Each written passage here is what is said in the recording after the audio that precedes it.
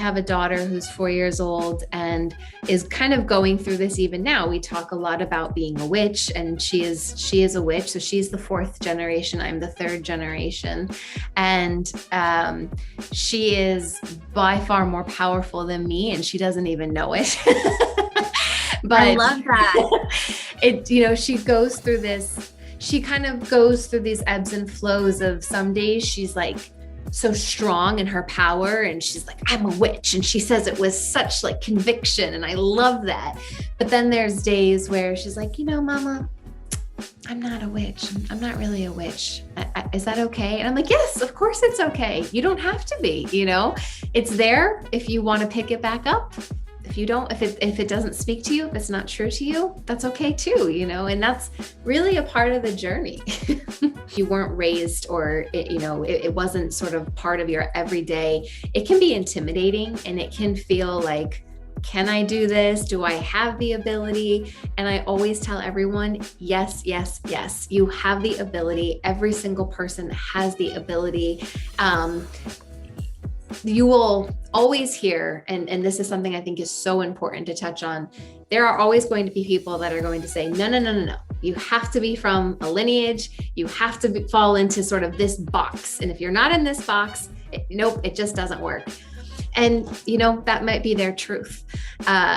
For me and my family, our truth is, if you believe it, there is nothing that will stop you. You absolutely have the power to tap the power to tap into whatever identity, whatever it is, whatever part of that, your psyche, your power, your healing ability, all of that combined. I mean, we are so much more powerful than we give ourselves credit for.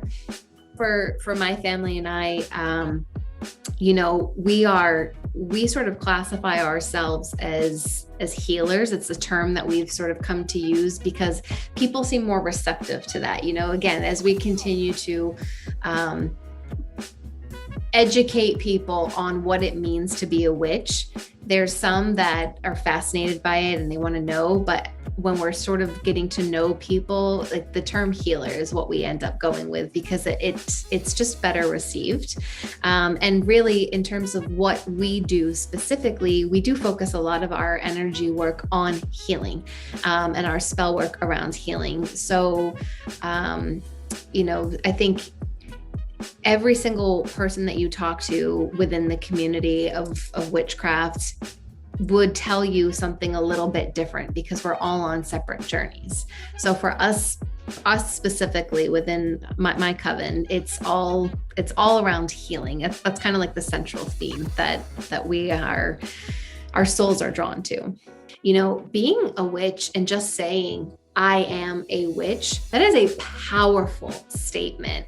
And when, on some of my TikTok videos, I've encouraged people in the morning when you wake up and you go and you're brushing your teeth and you're looking at yourself and you're making that eye contact with yourself in the mirror, or maybe you're not, but I encourage people to stop and really how often do you actually look yourself in the eye and really see how powerful you are? I mean, we skirt around it so much. We're like, oh, I'm kind of brushing my teeth and I sort of look up and I might fix my hair, and you're looking at things about yourself, but you're not looking into yourself.